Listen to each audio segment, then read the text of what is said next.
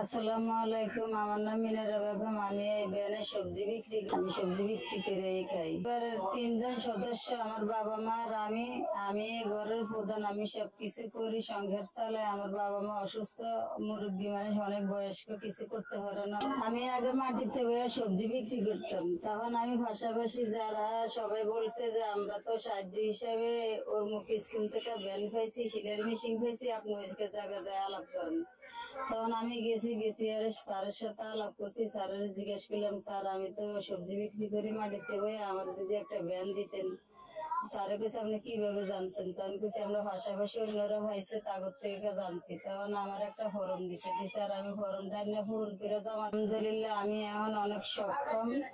আমার লেগে দোয়া করবেন।